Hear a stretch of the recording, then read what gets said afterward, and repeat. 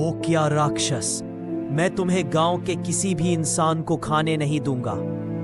अरे गोरिल्ला, तुम गांव वालों को बचाओगे? तुम्हारे माता पिता बचपन में मेरा भोजन बन गए थे। उसके बाद गांव वालों ने तुम्हें पाला पोसा। आज मैं तुम्हारे सामने ही गांव वालों को खा रहा हूं। देखते।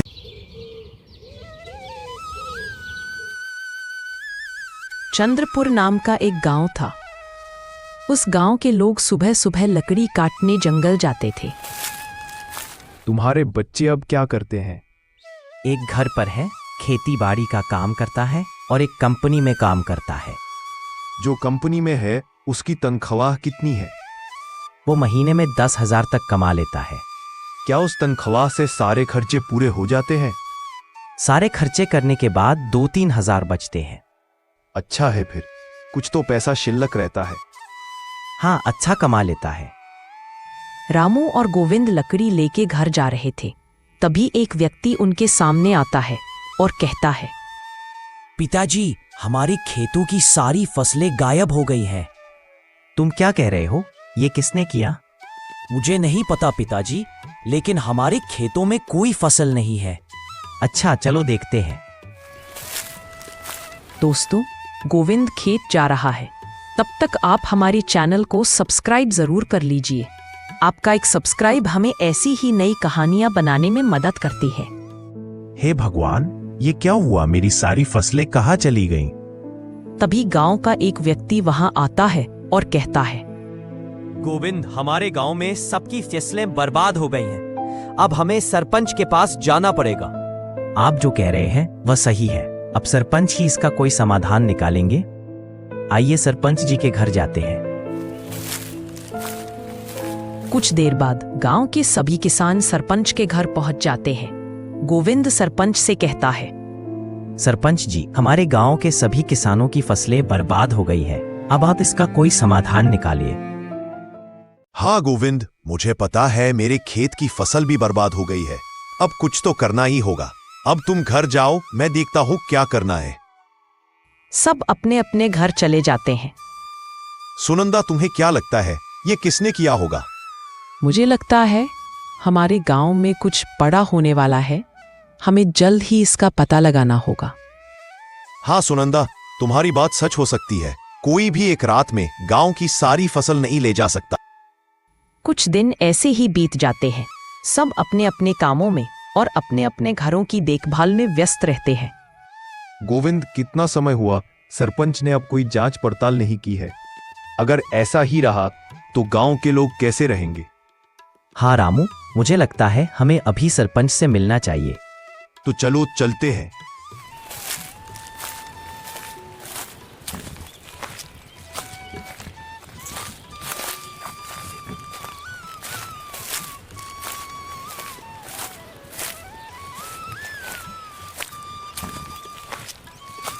सरपंच, सरपंच। क्या हुआ रामू? सरपंच कहाँ है ताई? उनसे काम था।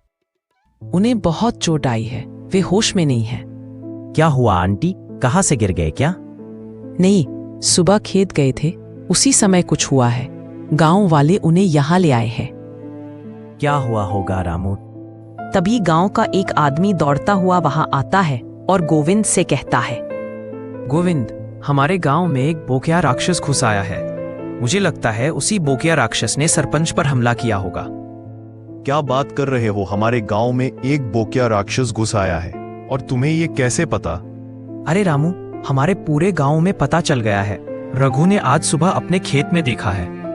यह कहकर वे तीनों वहां से जाने लगते हैं। जंगल में आगे बढ़ते ही एक बोकिया राक्षस उनके सामने आता है।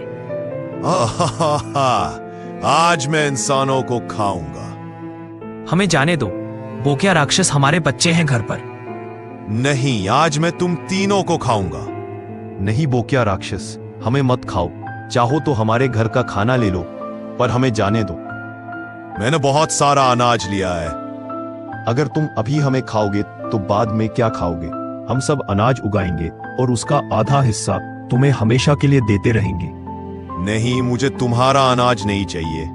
आज से मैं 1 महीने तक इस गांव के सभी लोगों को खाऊंगा और फिर दूसरे गांव चला जाऊंगा। यह कहकर बोक्या राक्षस उन तीनों पर हमला करना शुरू कर देता है। तभी वहाँ एक गोरिल्ला आ जाता है और बोक्या राक्षस से कहता है, बोक्या राक्षस, मैं तुम्हें गांव के किसी भी इंसान को खाने नहीं दूंगा। अरे गोरिल्ला, तुम गांव वालों को बचाओगे?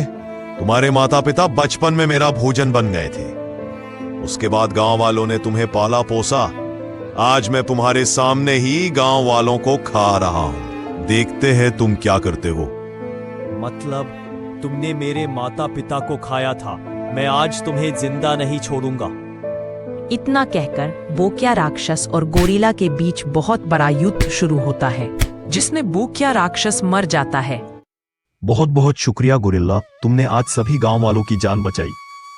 पिताजी, मेरा कर्तव्य था। आपने आज तक मेरा ख्याल रखा है। आप मेरे माता पिता हैं। इतना कहकर गोरिल्ला और गांव वाले वहां से चले जाते हैं। इस कहानी से आपको मिलने वाला संदेश: खुद को कभी कमजोर मत समझो। किसी चीज से हार मानने की बजाय उसका सामना करो और हमें कमेंट में बताएं कि आपको आज की कहानी कैसी लगी। और ऐसी ही और कहानियां देखने के लिए हमारे YouTube चैनल को सब्सक्राइब करना ना भूलें। धन्यवाद।